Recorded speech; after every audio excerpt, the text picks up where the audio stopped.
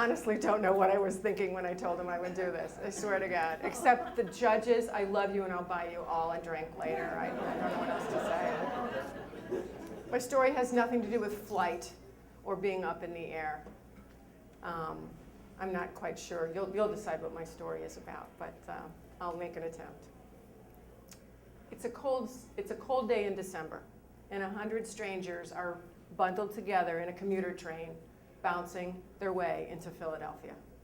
I'm sitting on the left-hand side of the train, up against the window, minding my own business, thinking about my to-do list, blowing on my hands to keep them warm, wondering why I don't have any gloves, wondering who stole them at home. I have 3 daughters, teenage daughters. That's another story. You cannot rise above the teenage daughters. So I'm just mulling over things, a typical commute. I live in Bryn Mawr. We're going to Philadelphia. It's a very familiar route for me. But then all of a sudden, as we pull into Overbrook Station, where just a thin line separates city from suburb, something red flashes in the window, and I turn my head. Standing on the platform is a young girl in a red spaghetti strap dress, barefoot. Did I mention it was December? Her silver shoes are looped through the fingers of one hand, and they seem so heavy they cantilever her up and down. She sways on the edge of the platform, and suddenly those shoes, I guess platform shoes weigh a lot, seem to pull her over. And she half stumbled, half fell, half jumped down onto the platform as we're inching through the station. I look. She continues to walk, or stumble is maybe the word, across the track, even though our train is clearly coming towards her. I look to the window. The guy behind me says, "Do you see what I see?" I said, "Yeah, I'm going to call 911. He said, "I'll get the conductor." Take out my phone. I call 911. They asked me a series of stupid questions that I won't go through completely, but they involved what she was wearing, what her hair color was, how old she was, and where I was, and how far away she was from the train. Okay, I don't know what kind of training they go through, but I suspect it's similar to the people that, work at the airports. So I'm answering his questions calmly, when all of a sudden a man at the front of the car stands up and says, and points at me. Like, that's weird. I say to the operator, "Hurry," because I see the girl and I hear the Amtrak train, the one that thunders by at triple the speed in the distance. That's the last word I say. Then the man stands up again and says, "Shh." Of course. I'm in the fucking quiet car, right? And I am on the phone.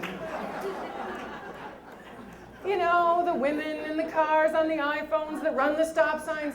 That's who I guess that's who I am to him.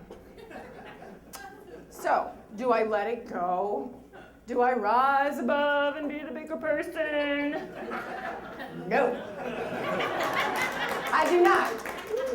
I stand up and I point right back at the back of his head and I said, "Excuse me, sir, you who shushed me, I'll have you know that I was not talking to my sister on the phone. I was not calling my boyfriend and going through what I'm going to do tonight and where I'm going to have dinner. I was talking to a 911 operator reporting a would-be suicide on the track below." Silence.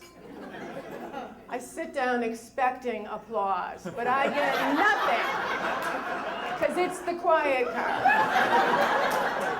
And forget it, because, there's a walk of shame going on 3 feet below me, but I have now uttered the talk of shame. No one speaks to me. I sit down. The story could have ended there. It should have ended earlier, but it didn't. We pull into 30th Street Station where I am getting off. The conductor comes up near me, and I rise to leave, and I say, "Any word on the girl?" "Not yet," he says. "Okay." I turn, I go to get off the train. Hear a voice. Excuse me, miss? I turn around, and it's the dude from the front of the train. Yes, I say.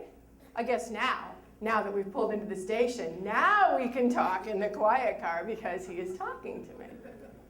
Yes, I say.